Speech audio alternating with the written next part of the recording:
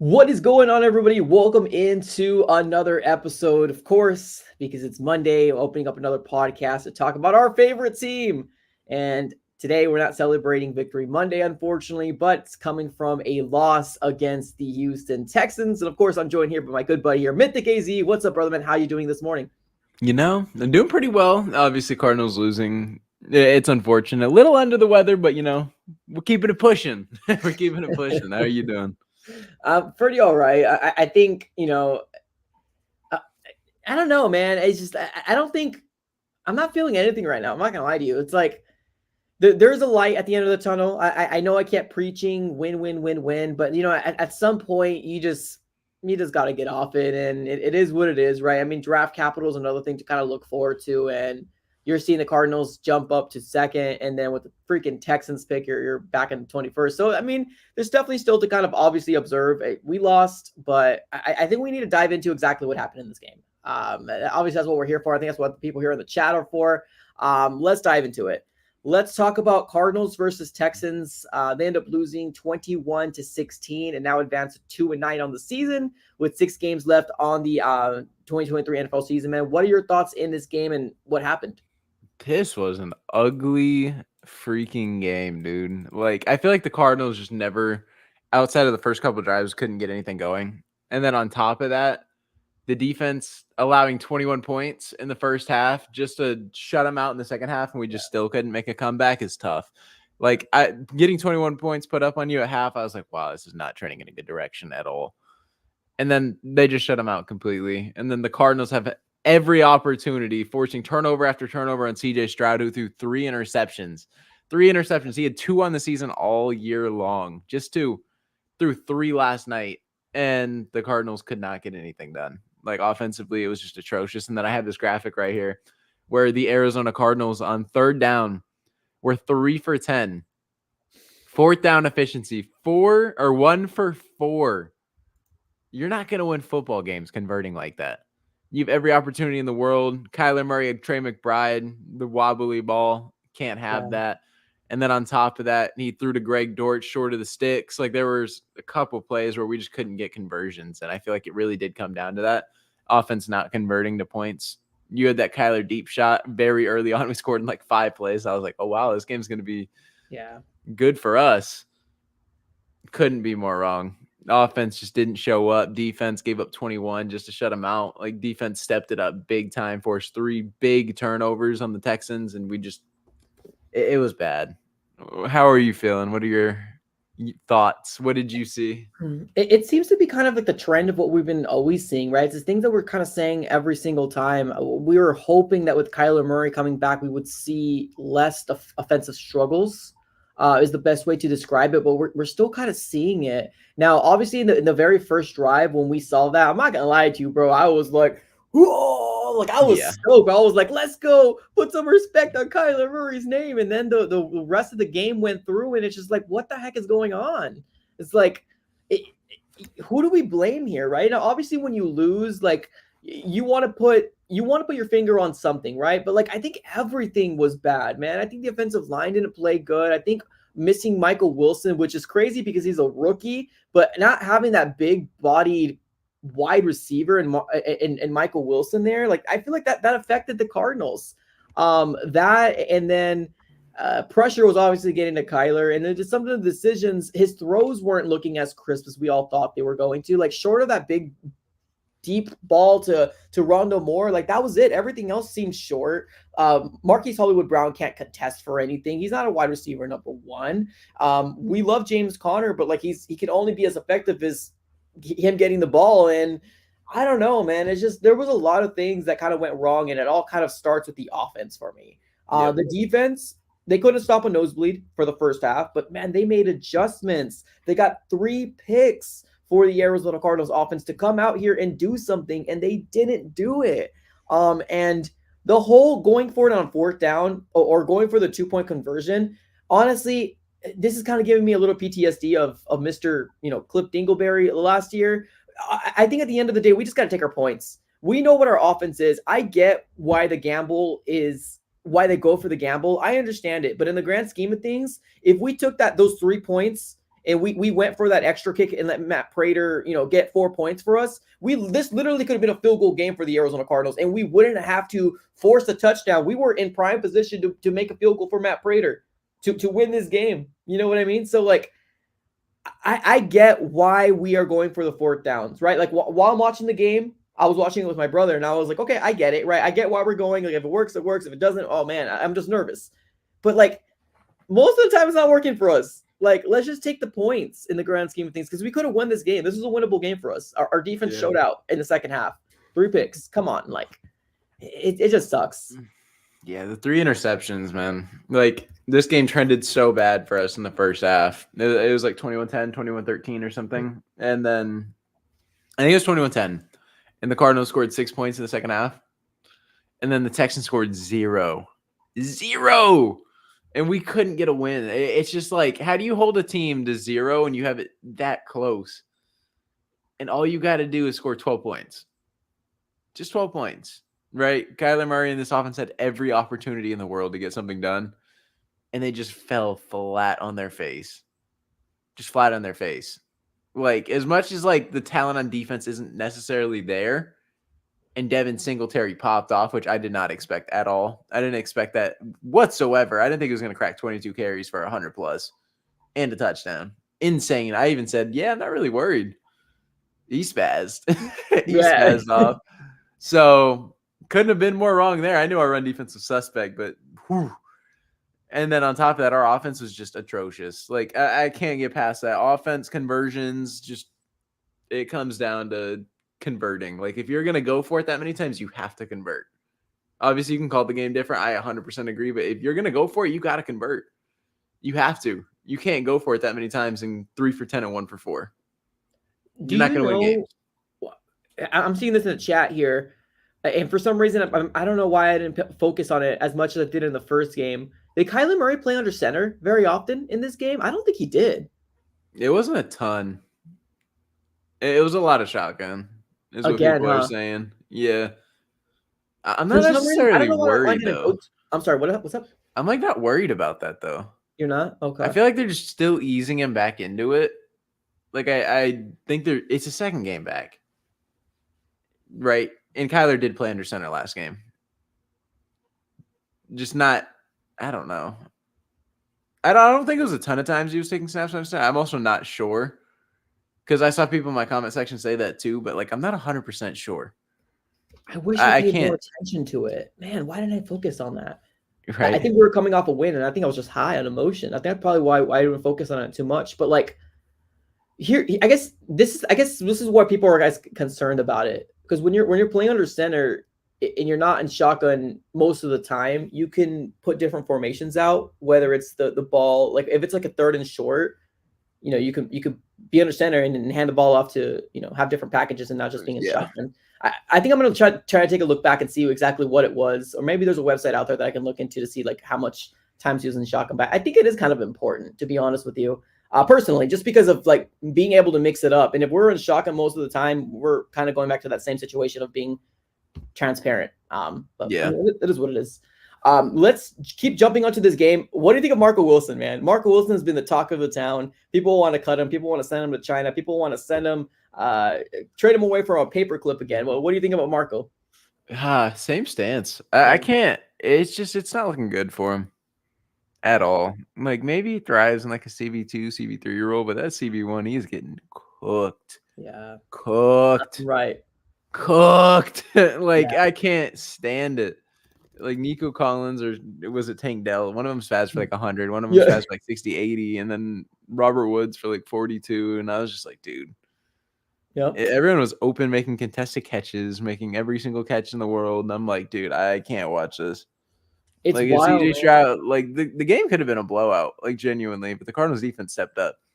So I said I wasn't impressed by the Texans, like genuinely. Like they didn't do anything. Like we honestly beat ourselves in this game. Texans fans are like, maybe we're just better.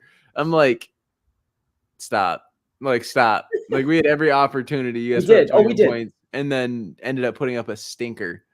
Like I wasn't sitting here like, wow, the Texans just the better team today. They were. Don't get me wrong. Like the defense for the Texans stepped up. Offensively, they didn't impress me at all. Like, genuinely, they didn't. What they put on the field yesterday didn't impress me. What they did in the last 2 weeks was impressive as hell. Yeah. But, like, what they did against us, 3 interceptions, not impressed. Like, in what we saw yesterday, there was a lot to be desired for Houston. The Cardinals could have easily won this, should have easily won this, in my opinion. But at the end of the day, they didn't. So that's the reality of it, right? I'm not going to sit here and make excuses. We lost the game.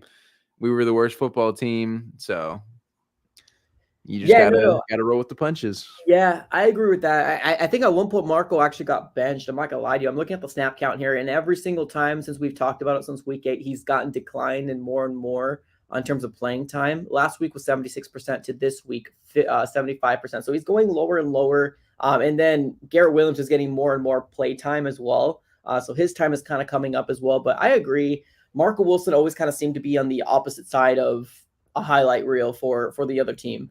Is kind of what we're seeing over and over again. Even though it was like a 3rd and 16 or a 3rd and long or whatever it was, Marco Wilson was the guy that they were throwing it to. He was the obvious guy. Whether it was Tank Dell or Nico Collins, Tank Dell was the one who I think he had over 150 yards on our defense. So I don't think this game was solely on Marco Wilson, and I get we like to bag on him because this man just looks.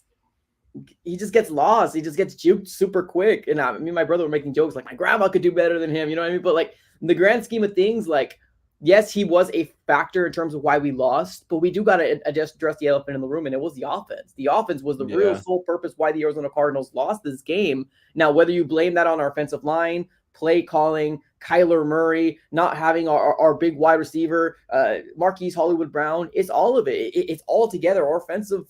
Our offensive side of the ball completely failed the Cardinals in this game in order for us to get some sort of chance to win. You tell me that a defense gives you 3 turnovers and you can't score 8 points on those turnovers? Come on. Like it's obvious. I get Marco Wilson's struggle. And I get if we cut him, we cut him. Okay, we trade him, okay, whatever. That's not my main focus. My main focus is why are we continuing to struggle? I get Kyler Murray's second week's back, right? But here's the thing with Kyler Murray, and I get his knee, right? But Kyler Murray, and it sucks, and I understand it's a crappy situation to be put in, but Kyler Murray is a franchise quarterback. Kyler Murray seemed to be the creme de la creme, the crop de la crop. And if you take a look at the stats, I'm not sure if your graphic had it, but like, no, it didn't. I'll bring it up here. CJ Stroud outperformed Kyler Murray. Do you agree? I would say yes. Because be honest, don't take my opinion into account. I want to hear your honest opinion. I would say yes because CJ Stroud obviously put the ball in the end zone twice. Actually, I don't know. Okay. I would say yes just because I got the win. Okay. But like, I don't know. Kyler Murray passed for 1 touchdown. He's better in this game because they've had the same amount of touchdowns. And CJ Stroud just packed on the yards and put his position. I would say yes because CJ Stroud had more opportunity, but he did turn the ball over 3 times. Kyler Murray turned the ball over once. True. It's just conversions. CJ Stroud and the Texans converted. We didn't. Like, they got to the red zone and threw like 2 interceptions to us. So they could have had 35 points easily. True. Easily. So here are the stats here. So we got CJ Stroud, 27 of 37, 336 yards, 2 touchdowns, 3 interceptions. Got Kyler Murray, 20 of 30, 214 yards, 1 interception, 1 touchdown. I see where you're coming from. I think those interceptions definitely obviously are a big factor, but this is a rookie quarterback we're talking about. A rookie quarterback that has only thrown 2 picks before this game, correct? Yeah. Probably his worst game, and he still got the dub. And look at that. Devin Singletary, we both weren't worried about him. 22 carries, 112 yards. Greg Dort should not be our leading receiver, ladies and gentlemen. This is a problem. Tanked out. Like, everything here, like on this graphic alone. Sick. You can see why the Texans won. Yeah. You can see. It's crazy to me. Devin Singletary outperformed, and I don't mean outperformed like I mean in terms of numbers wise, in terms of number, or doing what you need to do in order for them to get their win, right? I get the 3 picks are a big factor, but in the grand scheme of things, Kyler Murray should have equally to the same amount of numbers and yardage that CJ Stroud should have, in my opinion. And it's just we didn't have that this game. What was the pass attempts? 30 to 37. Yeah, so 27 to 37 for CJ Stroud, and then Kyler Murray 20 for 30. Do you I know you're more of a numbers guy. Do you remember the last time Kyler Murray had a 300-yard game? I don't. Last season was a blur. Me too. Yeah, I 100% agree with you. I need to look into it. I don't think yeah. I don't think he's had very many of them. Let me look it up. Let me look Yeah, at please Kyler's do. stats last year. But I don't know, because Kyler's rushing stats were also great this game. I believe he cracked 50 yards with a touchdown. He did. Yeah, his rushing yards, I believe you are 100% correct. He was very, very close to James Conner's numbers. James Conner was 14 for 62. Kyler Murray was 7 carries, 51 yards, and then 1 touchdown. That's where I'm not as worried, because CJ Stroud didn't put it on the ground like that. Kyler Murray extended plays like that and got out and made crazy plays with his legs. So it's like, I want to say he outperformed him, but like throwing 3 interceptions, it's more of a defensive thing. And then the fact that Devin Singletary just kind of took the offense and just carried them in the first half and like let them down. Obviously, Stroud put the ball in the end zone like 2 times. Yeah. Can't overstate that. But like, I don't know. It's like he impressed me, but he didn't. CJ Stroud, you're saying? Yeah. Like there were like things that's like, wow, this is a rookie quarterback making a throw like that, or like taking a shot like that. Like he's crazy. Like he definitely is impressive. Like I can't overstate that enough. Like he's a rookie quarterback, and this is his first bad game. So he definitely impressed me. Like all season long. Like this game, it was just a bad beat. Like right, the Cardinals defense stepped up and made plays when they needed to. So it happens, right? Every great quarterback is going to have tough times in their first couple of seasons. So I'm not sitting here and saying he's a bad quarterback. It's just right. We had the opportunity to win. And CJ Stroud, I don't know. It's tough because one quarterback got the win, one didn't. So Exactly. it's like the stat that it comes down to. Like in terms of stats, so CJ Stroud did turn the ball over 3 times. So it's like it's tough for me to give him the nod. I'd say it's pretty even in terms of performance yesterday. I would have to say so. Okay. Wide receivers, Tank Dell. Tank Dell's fantastic, dude. CJ Stroud couldn't have made a better call to the Houston Texans GM or whoever it was about, I like what he's doing in the combine. I love throwing to him. Yeah. So, if we have a chance, let's go ahead and pick him up. And then he's going to eclipse 1,000 yards this season easily. So, 100%. And then obviously Devin Singletary over 100 yards. Yeah. Outperformed. It's just per the numbers, man. I think we know exactly what happened. It's just I just keep beating my head onto a wall and saying like, why can't we fix this? I don't understand. Like, do you think Drew Petzing has some blame to it, or are we just going to chalk this up to this is the first year? We're just trying to get better and better each year. Like, what are your thoughts on this whole offense situation? Because it's been happening all year. It's not like it's just 1 week. Yeah, I feel like Petzing is someone who you need to like watch out for. Like if anyone's on the hot seat in terms of his coaching staff, I think Petzing is the first person with the red flags. Yeah. But I don't know. I think he's safe. But I definitely think there is a cause for concern a little bit. But I don't know. We just got to see Kyler Murray comfortable. Obviously, we got to monitor the shotgun thing. I didn't pay attention to that at all. So I can't sit here and say that. So I don't know. I just want to see Kyler Murray get a couple, whatever. He says he's not rusty, but like hesitancy on some throws and like the wobbly throws, that doesn't come unless you're hesitant on things. You know what I mean? Yeah. Like he's not just throwing a hesitant ball. He probably saw a linebacker like shift over and was just like, ooh, I shouldn't throw it. Ooh. And yeah. You're talking about that Trey McBride throw? Yeah. And it probably came out sideways because there was hesitancy. Like he didn't step into it with confidence. Obviously, there were a couple throws that were behind people too, like the Higgins one where he caught the ball and they ruled it a catch and then it got overturned. And the ball was like low into the side and he had to like dive and whatever. And the ball hit the turf. Like there's just a couple throws that need to be sharper. And yeah, he has a couple weeks to kind of tune that up. So I'm not necessarily worried, but there's definitely rust there, whether he wants to admit it or not. So let's shift off away from this. I hate being the guy to blame the refs or talk about the refs. Can you please talk to me how you felt about the refs officiating on this? Because I could automatically name 2 that pops to my mind. And I get it. I know there's some people out there that were saying the things about the offsides because we didn't jump or the ball wasn't snapped. That was the reason why it was called. But like there was an obvious punt return that it didn't touch a white jersey. And even the announcer said No. that Yeah. why was it given back to the Texans? Now, granted, we did get the ball back with an interception, which was huge, but like, why did it take? Like, I don't understand that. Like, even when you're watching this in real time, I knew with seeing that in my eyes, it didn't touch a white jersey. It touched the guy's back and hit his foot, and that's why it bounced out. And when they watched the replay, it showed the exact same thing. I was confident. And then we came back from commercial break, and they're like, "Oh no, it's the Texans' ball." What? Yeah. I mean, as soon as I heard this call in the field stands, I was so confused. He's like, and then we heard whoever was commentating and like looking over the stuff with us, and the like, whoever's in New York or whatever it is, he's like, yeah, I don't understand how it's Texans ball still. I guess it's not clear, whatever. And he must have had his hand on his shoulder or something, and that's what they're going off of. He's like, but I don't understand it, and I'm like, I don't understand it either. Like, how do you watch that and you watch it clearly bounce off him? It doesn't hit his foot. It doesn't hit anything. It doesn't clearly hit him. Like, I feel like it's a clear overturn, in my opinion. I'm not even being biased. I was caught so off guard with that. That was the most insane call that I've seen in a while. This is back-to-back weeks that refs have been very suspect for the Cardinals. We walked away with the win last week, but the refs are still suspect. So I don't know. Like, obviously, you have the offsides as well, but that punt was something else. Like, we got the ball back, so it's like no excuses, but like, what in the world? What was that?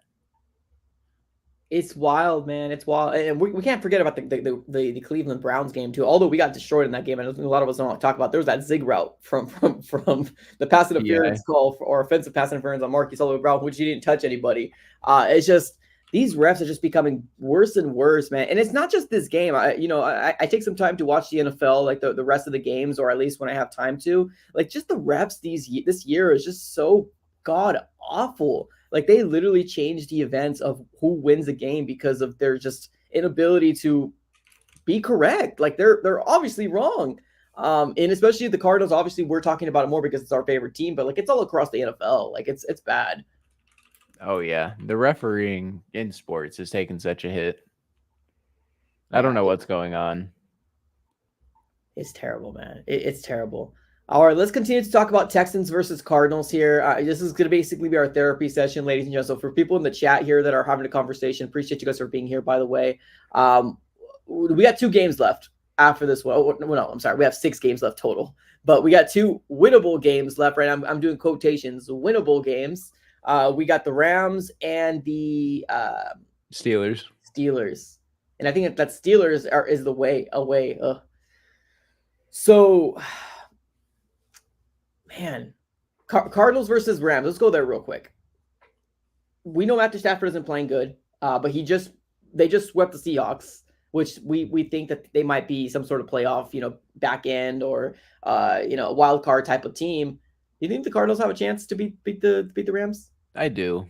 You do. The Rams aren't impressive right now. They came back yesterday, but it took Seattle giving up over 150 yards in penalties to the Rams, which like genuinely that causes a lot. And then I think it was Tariq Woolen had a PI in Puka Nacua where Puka Nacua in the end zone like tripped on himself again, reffing horrible. So and then Cooper Kupp got injured too. So that's right. I feel like the Cardinals have a legit shot. Matthew Stafford hasn't played fantastic, and the Rams struggled to put up points. One of the worst fourth quarter teams in the league. I think they're point differential is like minus 26. So it might be like minus 20 now in the fourth quarter alone, or like minus 19. So I'm not necessarily worried about the Rams. You can't take them lightly. Obviously, they have talent. Puka Nacua was fantastic, one of the best rookies in the league. But like if the Cardinals offense is going to heat up at any point, it's got to be against the Rams.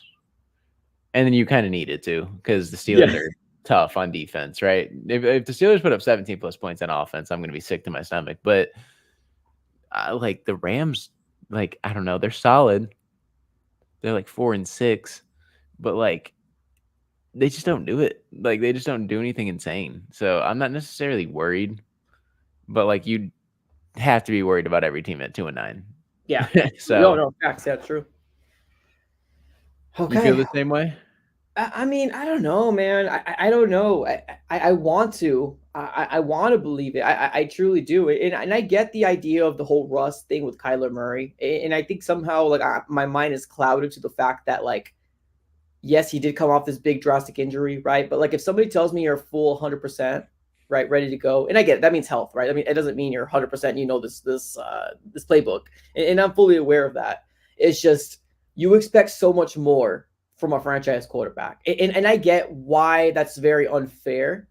I understand it, and I think we have become a not just the fan base, but like everywhere, right? This NFL, just the fans in the NFL, we all expect now, right? The days of patience is kind of over. I'm not gonna lie to you, I'm one of those fans too, because I'm tired of being it, man. I'm tired of being the bottom dwellers. I'm tired of being the bottom of the division.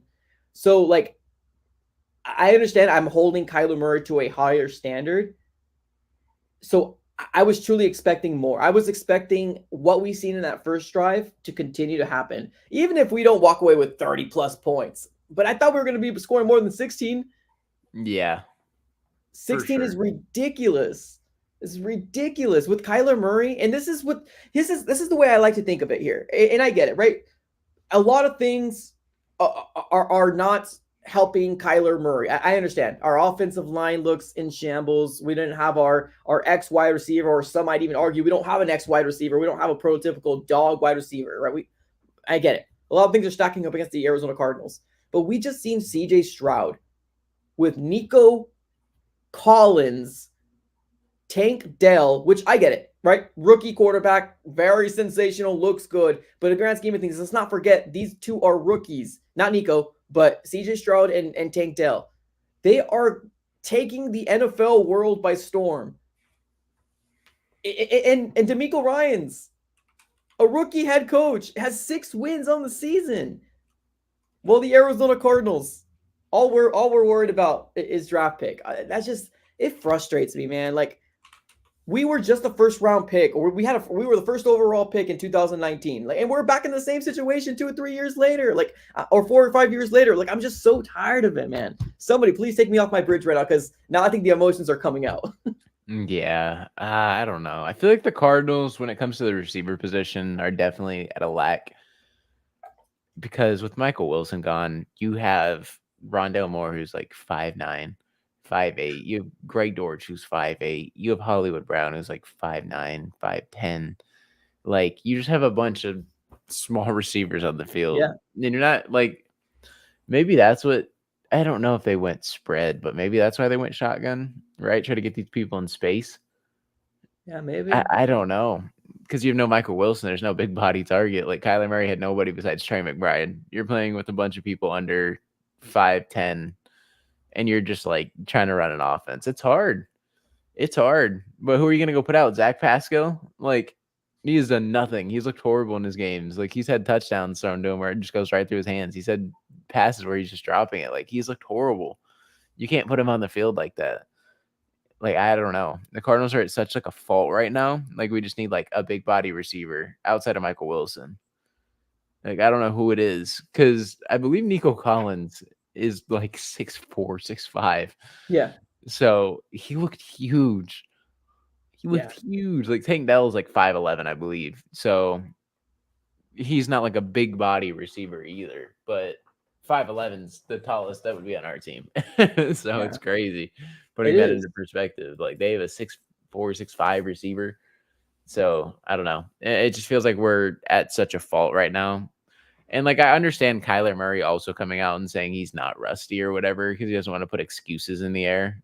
Like I feel like this season he's coming in with like a different level and different sense of maturity where he's like, yeah, you know what, I'm good. Like I'm not going to be playing if I'm not like 100% healthy. Like I'm not rusty, whatever. Like he doesn't want like, hey, Excuses. if he loses the game, like, oh, did you feel the rust? Like he just wants to like put that behind him, you Yeah, know? Like he doesn't want a whole bunch of post-game press conferences like, "Oh, are you playing bad? Are you making this throw because you're rusty or your ACL is bothering you?" Like I feel like they just want to put that behind him. But like obviously there's rust there. And as much as he wants to deny it or like say there's nothing there, you could tell there's hesitancy. There's rust. He needs to shake it. So And if he doesn't, I mean, who knows? But like, I'm not necessarily worried 2 games in. Obviously, there's a couple more games. This is why we need the evaluation period, people. Yeah, This is true. why you got to get him. And even if it's on an evaluation period and this is who you want to rock with, you got to let him go ahead and feel it out for the next couple games. Coming off a major injury, it's tough to not look at it from like a person perspective. Like we're looking at it like a player perspective, like it's like Madden or whatever, and his overall is the exact same. He's the same Right. player, and nothing changed. Like he came off a knee injury, rehabbed it for 10 plus months, and rehab is a mother effer. Rehab, that's what people don't talk about. Rehab is a killer. Yeah. Like the pain, the like struggle through rehab for any player is tough. And then you come off that and it's a whole mental thing as well. You have a mental block. I don't know if he has a mental block because he says he doesn't have a mental block and there's nothing and he trusts his knee. But who knows? Like there's definitely hesitancy somewhere. And there's definitely that rust that still needs to be shaken off. And this is kind of like his preseason. Like he just played his preseason, in my opinion. This is where things get real. The 2 games. Yeah, because preseason's typically 2-3 games. Like True. starters will play like 2 games, maybe sit out the third one, just let people fight out for a roster spot. So this is technically his preseason. He had the couple whatever, didn't really have a training camp. Even Petzing talked about it. Like he just came in here with like nothing. And like there's typically rust. I think it was Peter Schrager who Petzing was talking about. And then they were talking about this. So I don't know. Like, I'm definitely worried. Don't get me wrong. Like, there's a cause for concern, but like, I don't know. This is technically his preseason. Let's see how he looks in the back end of the season. He's facing some great defenses too. So Yeah. It doesn't get we'll easier, see. man. Not at all. I mean, this next game is probably the easiest that we'll have in a long time. We have Offensively, Philly, though, 49ers, Pittsburgh. So it's going to be tough to rally things. I agree. Like this defense is going to be, or this next game is going to be the easiest. But I feel like it's because their offense being their fault, but their defense is still good. Yeah, it They still got definitely Aaron is. Donald, which always makes Wreaks Kyler havoc. Murray panic. Yeah, because it just feels like he always is making impact, right? Like the Cardinals just never have an answer for him. No matter what it is, no matter who we have, even when we had Rodney Hudson, it felt like Aaron Donald was just still making plays. Yeah. And you're not gonna. It's hard to shut down someone like Aaron Donald. You can kind of just game plan around him, try to take him out as much as possible, like the Patriots did in the Super Bowl, where they were double teaming him like all game long because it's hard to stop someone 1-on-1 like that. Almost impossible, right? Like imagine just leaving Myles Garrett and TJ Watt 1-on-1 the entire game. It's not a recipe for success. I'll tell you that much. Yeah. Especially if you're just rocking with whatever, unless you're just so confident that you have like a Trent Williams. But it's tough, man. I mean, Aaron Donald is going to come in here and wreak havoc, and these young players on the Rams defense have stepped in and came to their own a little bit. So it's like the easier game we have, but it's like not easy. Like if the Rams offense gets going, then it's like, well, that sucks. Yeah. Well, let's put it this way. We got 6 games left, right? We got the Rams, we got the Steelers, 49ers, Bears, Eagles, Seahawks. So 6 games left. Mm-hmm. Out of those 6 games, and like I said, we're not holding anybody account. We don't look back. We don't look back at past streams. We only go based off what happens, obviously, the prior week. Yeah. In those 6 games that we have left, how many wins do you actually see for the Arizona Cardinals? Do we have the schedule? Yeah. So Rams, Uh-huh. Steelers, 49ers, the Bears, Eagles, Seahawks. 6 games. Jeez. I'm going to say 2 wins. 2 wins. I'm assuming you're saying Rams and Bears. Either Rams or Seattle and Bears. Okay. I feel like we're going to take a division game and then beat the Bears. Worst case scenario, just Chicago. And if we don't beat Chicago, well, damn. If we don't beat the damn Chicago Bears, we have a bigger problem on our hands. Yeah, that would be an insane loss that I would actually get upset about. And here's the thing, Everything that's else, an away not. game too. So we might be dealing with snow at 2:25 p.m., cold weather on the outside. which Kyler Murray has played, or he has beat them in Soldier Field before. So it's not like something where Kyler Murray hasn't gone there and played in cold. And I He has believe it was gone there. raining or snowing in that It was game too. raining. Mm-hmm. Yeah. Ah, damn. It's just things aren't stacking up for the Cardinals. It's the adversity's here, and we don't Yeah. have the talent as it stands. And like, I feel like I don't know. So two It's just wins. That makes us a yeah. 4-win team on the season, right? Yes. Okay. I'm gonna ask you a tough question. You can veto out of this if you want, because I get it. We have 6 games left. It feels like an eternity away. 4 wins on the season. And people in the chat, this question goes for you too. Do you at least question what you have at quarterback?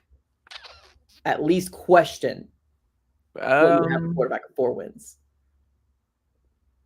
I feel like you have to evaluate regardless.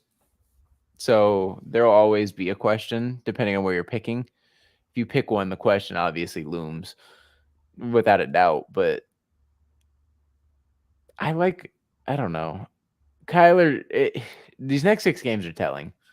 I like what I'm seeing so far. Obviously, there's rust, but like from what I'm seeing, there's a lot of positives as well. Like you can still see him making impact plays. Like I really think there's not that big of a question mark as it stands right now. Like if the play gets worse and we go winless throughout the rest of the year, then yes, you got to figure it out. That's a legit conversation. If you're at the number 1 overall pick, you definitely got to figure it out. But I'm not necessarily concerned. I don't Here's know. the It's just reason why I Caleb asked. Williams is look I'm not dookie. putting it out there. This is the only reason why I asked this, because we've seen a team do this before where they had a quarterback locked in, right? We've seen Carson Wentz being locked in, and then now, granted, first round quarterback compared to a second round quarterback, 2 different beasts. I get that. Jalen Hurts was picked up in the second round. It worked out for them. They ended up moving off of Wentz, and they're writing a great history and a great story there. I'm not saying the Cardinals should do that, could do that. I'm not saying that. But if the Cardinals lose to the Bears, and let's be honest, the Rams, I get it. The Rams don't look good on paper. But regardless, the Rams beat us with Walford. John freaking Walford at one point. Does anybody not remember that? Walford beat us like a year or 2 ago. When things were stacked up and the Cardinals needed to win and to make any playoff push, we got beat by John Walford and the Rams and Sean McVay. So we can't forget that. And that's what makes me fear the Rams, is that we can I'm never going to pick the Cardinals over the Rams unless we can solidly prove that we can beat the Rams on a consistent basis, and we just can't. We beat them once in the last 6 years, or twice, or whatever it was. It's bad. I fear that we might have 1 win left. It might be the Bears. Steelers, I get it. The Steelers are man, but if you have Mike Tomlin, I'm never going to count off the Steelers. I don't like Kenny Pickett. I think he's a terrible quarterback. I think their offense is in shambles, but I trust Tomlin to get the job done. Yeah. Jonathan Gannon's gonna. I don't know. It's tough going into this year not questioning everything and overreacting, because it's just everything is going bad. So you just have a lot of question marks. But you just got to figure out where you can build from. Like this team is completely gutted, completely everything. And the fact they're even being competitive in games is nice. Like we said it too. Like if we're just competitive, we'll be happy. But then getting so close every single game, it's like, dang, we should have won that one. Should have won that one. Had every opportunity to win this one. It's like it just hurts. Like this is exactly what we wanted. We wanted to be competitive, win a couple games. I mean, we've gotten everything I wanted, but it sucks. It is so unfortunate being in this position, because now it's like, dang, we could easily have like 5-6 wins right now. And you can't not look at it like that, because it's like genuinely like these games were winnable, even dating back to Josh Dobbs. So it's like, it's just unfortunate. And it's not a lot of the same mistakes, but like, I don't know. We got to figure things out. So we've got a contribution here from my guy Mike. He says this next draft needs to be emphasized the line of scrimmage, and I'm assuming it means both sides of the ball. Yeah, Hollywood is out, so he doesn't want to bring Hollywood back. We definitely missed Michael Wilson this game. What are your thoughts on Hollywood? Is he coming back? Is he not? And do you agree with the whole we got to go either offensive line or defensive line in the draft? a price tag for Hollywood. It is all price tag. Yeah. If he wants like 22 mil, I don't think so. If he Yeah. wants like 16 to like 19 to 20, then possibly. But for he's genuinely a wide receiver too. Like at best. Yeah. That's where he's best suited as wide receiver 2. And then wide receiver 1, he's like one of them like bottom end wide receiver 1s. Right? You don't want to rock with him as your wide receiver 1. Right. No, And for sure. then I agree with him on emphasizing the line of scrimmage. We need help bad. The O-line needs help. Everything gets shot up in terms of everything offensively. Like there's a lot of times where Kyler Murray's running for his life. And it's Yeah. like we want to just protect them, you know? You want to have a line that holds up. You want like a Philadelphia Eagles offensive line. You want an offensive line that just sits there and just like bolsters and it's like, oh wow, they can move anybody they want. DeAndre Swift has such a big hole. Jalen Hurts doesn't have to worry about getting sacked. Jalen Hurts can get pushed forward for 8 yards on 4th Yeah. and 1. So you just want to build an offensive line that can just protect. And I'm not confident whatsoever in the offensive line we have right now at all. Yeah. Like we have one person on the line who I could say long term for the next like 5 seasons will be on this team. Paris. Yeah, and just one person. Just one. And that's crazy to say. D-line, I can't even say there's going to be a single person. Like discounting outside linebackers. Like I don't think anyone in the 3 linemen is going to stay on the Cardinals long term like that. Like it's tough. Yeah. Licky Fotu got injured again, although he made a pretty impactful sack. It's just we haven't seen Licky Fotu in a consistent basis, man. That interior defensive line, like there's just so many holes on this roster that it's getting very sickening. And I'm hoping that our draft capital that we have is going to be able to fill in those holes. And on top of that, like bringing in some veterans, like we need to be able to use our cap that we have or the amount of money that we're going to have next offseason and be able to fill in the holes. And we're not looking for big started like if there's stud like big names out there, cool. I maybe get one if you can afford it, cool. I mean, we will be able to afford it. Obviously, you need just the right guys, but we do need to fill in the rest of the pieces with some guys that can play some freaking ball. Like it's just we got a lot of holes on this team, man. Too many. Like it's like you can't fill everything. Like it's gonna take like 3 years to fill it, and it's gonna take like perfect drafting. Yeah, and it's crazy because I don't know. Like, what is like the biggest need? I guess you definitely just draft for best available at the position that you have like the biggest needs at. Like, if there's anything there, that's what I'm saying. Like quarterback, I don't feel like I don't know. I just if you have number 1, like Caleb Williams just doesn't do it for me. So we get Caleb Williams, I feel like we're downgrading, and it's just like, well, that's our first overall pick that could have got us like 3 more picks this season. And now instead of that, we're just restarting with a quarterback. Like, I don't know. I'm not insanely optimistic for the rest of the season. I'm not going to lie. Like, I don't want to, I hate to be the person who looks ahead to the draft, but like, I genuinely am. And this is kind of like this and last week are like the only 2 weeks that hit me where it's just like, there's not much to like look forward to. I mean, and you shouldn't feel bad, man. If you do, don't. Honestly, this Cardinals organization has done nothing to give us any excitement so far for the 2024 season. Yes, Kyler Murray's back and we've seen flashes, but y'all, man, I'm getting more questions. I have more questions, and that's the thing too. Like, I get it, right? I'm one of those over exaggerated type of fans, and I'm fully aware that, and I'm glad that we're kind of together because you're kind of the cool to my fire, where you're like you kind of simmer me down when we're having some sort of conversation, but like. Truthfully, if we go 0-6 for the rest of the season, there's some big question marks here, man. And it all's going to be surrounding our quarterback. And it's going to suck that we're going to be using one of our first round picks on a potential quarterback. But if you have a franchise quarterback that can't get a Chicago Bears win, you got a question, man. You got a question. Let me get to Diaz here in the super chat. He says, why does every QB we had, even in the preseason, could play under center from the get-go, whether they knew the system or not, but not K1? The fact that I get so much pushback proves my point. I love you, though. I don't know if this is for me or I'm not sure if we both. You have a comment on this? I don't know. Kyler played under center and it looked pretty good against Atlanta.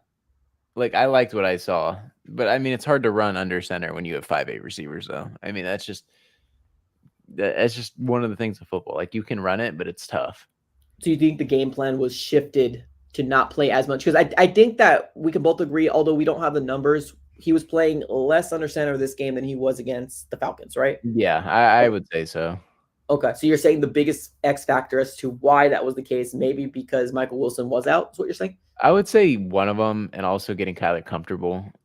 I feel like they're easing him back into it as much as he says he's not rusty. I just stand on that. Like I really think it's a lot of things play a factor. So I don't know. I mean, we'll see how the rest of the season looks. Obviously, it's one game, so it's like 1-1 right now. Right. I also can't even confirm stats wise because True. I really don't know. But a lot of people are saying it, so it's tough. I got to look at the stats and look at like a little more film. Maybe I'll like dissect it a little more and like watch like legit. I'll like watch it back and see how many times they He was played him actually under under center. center. That's fair. But I don't know. I know there's a website too where you can track like just offense, so or just like passing plays or whatever. So maybe I'll watch the shortened, condensed Arizona Cardinals Right. highlights. But I don't know. Like the And next that's the thing couple too, weeks like are kind of telling. right. I do agree. I know 2 games. And like I said earlier, I think I'm definitely holding Kyler to like a higher standard, which is definitely very unfortunate because of the idea of him coming off that very very drastic surgery. I do agree with you what you said. 1-1, it's a good way to think of it. It definitely takes me off jumping off something. 1-1's better than 2-9. Although realistic, we're 2-9, but 1-1 seems so much better. We'll see what happens in these next couple games. If we're still continuing to see the trend in terms of not seeing him in under center as much. I do like your idea that because Michael Wilson wasn't there, it might have been the shift, or maybe they thought that was going to expose the Houston. yeah Like Houston. not every week is going to be the same back to back. Like if it's like okay, I feel like you're best suited in shotgun for this game because Houston runs a specific defense where we feel like we can get people out in space, or we feel like that if we can get receivers lined out wide and you don't have to sit here and take deep drop backs and step up in the pocket and you're just already back there and can just like dissect. Like maybe that's what they thought was best. You know what I mean? Like not every week is going to be under center just because that's what the majority whatever is. Like there's going to be times where you're playing in shotgun because it plays to Kyler Murray's strengths in a way. But like if it's like okay, yeah, we can run under center, it's a new scheme, right? Like it's still Drew Petzing's scheme at the end of the day. So that's what has me like not necessarily worried in a way. But at the end of the day, like I'm not worried. I'm really not. Even if he was playing under center one game and then shotgun the next, it could just be scheme. Like genuinely, that's what they believed. Like if we see him back under center, it's just like an overreaction at that point. And I'm not necessarily worried because I do feel like they're easing him back into it as well. But it's just like you said, like it could have been something that they thought would have exposed the Texans defense. And if we convert on a couple fourth and third downs, like the offense, we would be talking about it a lot differently. This is one touchdown, right? One touchdown game. Like Yeah. I don't know. I'm not necessarily worried. Kyler's in a new scheme, learning everything. So yeah, it's 2 games into his whatever. This is like his preseason, in my opinion. I mean, we gave Josh Dobbs 8 weeks. I'm just kidding. Yeah. I was really trying to get him out for a hot second, and he's flourishing over there in the Vikings. He actually ended up losing this last weekend, right? But very close. It wasn't like he got Josh blown. Dobbs from the Vikings. Yeah, didn't he? I think the I think he Broncos lost by 1. I think it's won. 21-20. That's Yeah, because that dude, Denver's Dobbs made some crazy plays though. Like I'm not gonna lie, like he stayed Oh, on his Dobbs feet looked on good. times, Yeah, and I good was for like, him, dang, honestly. genuinely, like good for him. Like he has a best opportunity. Justin Jefferson's coming back in a couple of weeks. Like he doesn't even have that receiver one, so it's gonna be interesting. He's looked crazy in terms of extending plays. Like the fact he's staying on his feet, just that big body quarterback, and he's doing his thing. He's so slender too. Like he doesn't care. He just like boom. He just like puts his body. I fear like he's been in the medical tent. I think he went to the medical tent this last game, but like I think his first drive he fumbled off of like trickery or whatever. They like pitched it to him, and he tried to make a play and got lit the crap up and just coughed it up. all I gotta say, I mean, just good for him. Honestly, he's reviving his career. If it gets him something right in the NFL world, good for him. It's just obviously it Yeah. wasn't working for the Cardinals. It's not one of those things where I regret trading up. Does the value suck? Yes, the value sucked for Yep. the trade, but like 100%. grand scheme of things, this is what we needed to do because we needed to evaluate Kyler. I think Yeah. that's exactly what we needed to do is evaluate, and we're still doing that right now. We're still trying to figure out what he's going for. So we got 2 games coming up here. That's I'm going to do this again, winnable for the Arizona Cardinals. That's going to be the Rams and the Steelers. But we do got 6 games left on the season, and man, I can just imagine the headlines if the Arizona Cardinals cannot get another win here in the season. But the offense continues to be a struggle, whether it's Dobbs, Tune, or Kyler. It's the same kind of things that we've been seeing over and over again. So, what else do you want to talk about before we close up shop? I don't know. Going back to Josh Dobbs real quick though, I feel like people think we hate Josh Dobbs. They do. Like, because every comment that I get in my comment section, it's like, "Oh, y'all wanted Clayton Tune. You thought he was going to come in here and pass for 5 touchdowns." I was like, when did I say that? Like, when did I ever say Clayton Tune's going to come out here and light the league up? Like, I wanted to see him. Right. Like, there's a difference between wanting to evaluate a quarterback and wanting or expecting he's going to come in here and transcend the offense. I'm not sitting here like, you know what? Clayton Tune's going to come in here and he's going to light this thing up as a rookie. Like, this guy is literally the next best thing since whatever. He's playing the Cleveland defense. I said if he passes for a touchdown, we're lucky. Right. A single touchdown. I was like, it'll be a touchdown and an interception game at best with like 100 and something yards. And that was like my best case scenario. Like, like Josh Dobbs played horrible the last 5 weeks he was here. Horrible. I'm not saying he wasn't like showing flashes or anything. I never said trade him, right? Yeah. Like I never wanted Josh Dobbs gone. I wanted him benched. Like I don't want him gone. But at the end of the day, like if you're not going to re-sign him, the trade makes sense. Yeah. Right? Like the trade makes sense.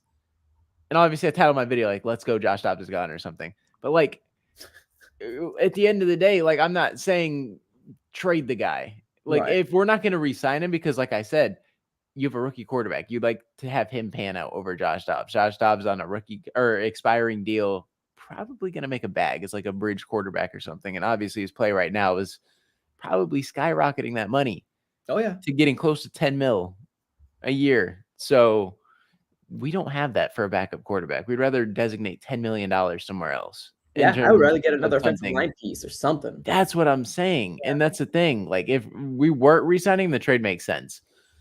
Right. But at the end of the day, you want to see what Clayton Tune has. I would have loved to see Clayton Tune for like 2 or 3 games instead of 1 Yeah. against the Cleveland Browns, where it's one of the best defense in the league.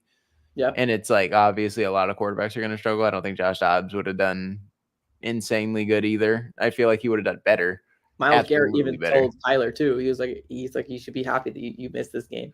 Right? He literally at the end of the game, yeah, you're lucky you missed this one. Mm-hmm. Like I don't know. Like it's tough. It's tough. Like any quarterback was going to struggle in that game. Like obviously it's in ranking. Tune was going to be the worst. Dobbs would have been second worst. Kyler would have been third worst. And Kyler might have had a worse game than Dobbs for the Browns. Just if that's where he came back, first game back going against Cleveland. Who knows? Maybe he doesn't though. Right? Yeah. I feel like a lot of the questions right now are just Kyler though. And like I get it to an extent, but I'm not necessarily worried about Kyler. I feel like Kyler will be fine. In my opinion. Though, but last week when we won, it was all about Kyler, wasn't it? You get your flowers when you win. Yeah. And that's when you lose. But that's the thing. I think that's what people are understanding. And I'm not saying you, I'm just saying just in general. It's like that's what it is, the quarterback position. It is $230 million. We expect you to win. Well, we expect you to win, especially the games that you're supposed to win.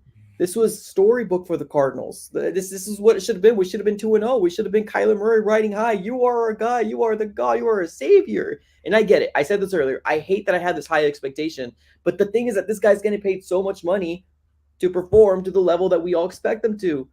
Yeah. And we put up 16 points. Now, granted, the decision of not having more points is on Jonathan Gannon because we didn't go for the field goal and we didn't go for that extra point. And this game literally could have been a field goal game away for us to win. Literally, those decisions could have changed the fact of we're not even talking about Kyler Murray losing. We're going to be talking about, wow, what a fantastic way we beat the Texans. This feels good. But no, we're not. That game management was something else too. Like obviously as an offense, if you're getting that much trust put into you, got to convert. Like those conversions, like we said, 3 for 10 on third down, 1 for 4 on fourth down. The numbers speak volumes, right? Yeah. Like the numbers speak volumes. The offense couldn't get it going. But like Jonathan Gannon's got to be better in terms of play calling or in terms of decision making. Or Drew Petzing, whoever it is, whoever it falls on, has got to be better. If it's Drew Petzing, it needs to be changed. Yeah. In terms of game management, like it's got to be like, yo, like you got to pick and choose. Like obviously, going for it, I'm fine with. If you're gonna go for it 3-4 times, that's fine. You just have to have a 50% rate at the minimum. At the minimum, you can't have 1 for 4. It's got to be 2 for 4 at the minimum. Obviously, you want that number to be 3 for 4 or 4 for 4. Right. But at the minimum, you got to at least convert half if you're going to go for it like that. And then third downs, it's tough to win at 30%. So, yeah. And the weapons that Kyler has, obviously, it's tough. But there's no excuses in the NFL. There's no excuses. Jonathan Gannon said not for long. That's what he said NFL stands for, not for long. And he knows himself, too, that I don't think he's in the hot seat. I don't know where it all stands. We might be doing this in a long. We don't know. We don't know what in the mind of Michael Bidwell is, but I just obviously we're thinking. I'm thinking I can't put you involved. I'm thinking worst case scenario because our offense is still continuing to struggle, and it's the same things over and over again. Where the second half is just it's lethargic. It's not happening. So you would hope that a $230 million guy can be better than what Josh Dobbs did. And we've seen Kyler Murray do that in the last drive versus the Atlanta Falcons. And I think we were all hoping that this was going to happen again in this game. It just didn't. So we'll see, man. Tough. It's tough. It's tough because you have every position to win, but it's like this team's not talented like that. Yeah. So it's like, I don't know. You can look at it at every angle. This is a winnable game. And it's hard to shake it. It really is. It's difficult to not look at this one and want to chalk it as a W. Yeah. Because just every opportunity in the world, and we failed. We fell short. Yeah. All right, man. Let's go ahead and close up shop here. Appreciate everybody for tuning in. Everybody that super chatted, everybody that subscribed, everybody that smacked the like button. Appreciate you guys for tuning in as always. If you guys do want to take us on the road and listen while you're working at school, doing things that you should be focusing on, but you want to listen to Cardinals content, definitely go ahead and follow us here. Obviously on the Big Red Pod on YouTube. And on top of that, we are streaming on Apple Podcast as well. All right, y'all. We're going to close up shop. Appreciate you guys for tuning in as always. Have a great rest of your day and go Cards.